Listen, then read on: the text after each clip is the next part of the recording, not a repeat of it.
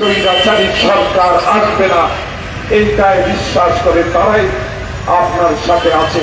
প্রিয় ভাইরা, তাই শেষ বলতে চাই, আসুন বাংলাদেশে এমন একটি অবস্থা তৈরি করি, রাতে যেন দরজা খুলে ঘুমাতে পারি, আমার সাংবিধানিক অধিকার যেন আমি ফেরত পাই, সংবাদ পত্রের স্বাধীনতা যেন ফেরত পাই, আর কোন রুনি সাগরকে যেন রাতের অন্ধকারে নির্মমভাবে নিহত হতে না হয়, এমন সাংবাদিকতা যেন আমরা ফেরত পাই।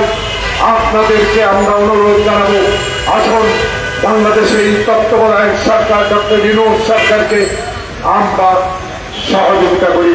বাংলাদেশে এমন একটি নির্বাচন হোক, যে নির্বাচন 1991 সালে শাহাবুদ্দিন সাহেব রশিদ আলী করিয়েছিলেন। এমন একটি নির্বাচনের মাধ্যমে বাংলাদেশ জাতীয়তাবাদী নেতা তারেক রহমান বাংলাদেশে ক্ষমতা আসুক, চোরের ভোজ নয়, চুরি করে নয়, এমন দৃষ্টান্ত স্থাপন করার জন্যই আজকে গণতন্ত্র ফোরামের ইব্রাহিমের কাছে আবেদন জানাবো। যারা আব্দুল সালাম সাহেব দলের শীর্ষ পর্যায়ে আছেন, আসুন আমাদের নামে এখন নাকি কিছু বদনাম হয়।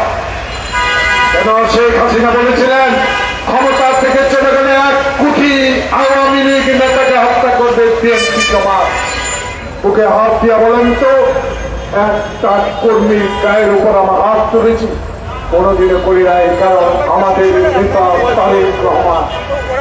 সেই কারণে আজকে বলতে চাই, অস্থিরতার সৃষ্টি না করে আসুন বাংলাদেশকে গড়ে তুলি, লুটের টাকা ফেরত দিন, বিদেশের টাকা ফেরত আনি, এই সহযোগিতা করেন, রাজনীতি না করে।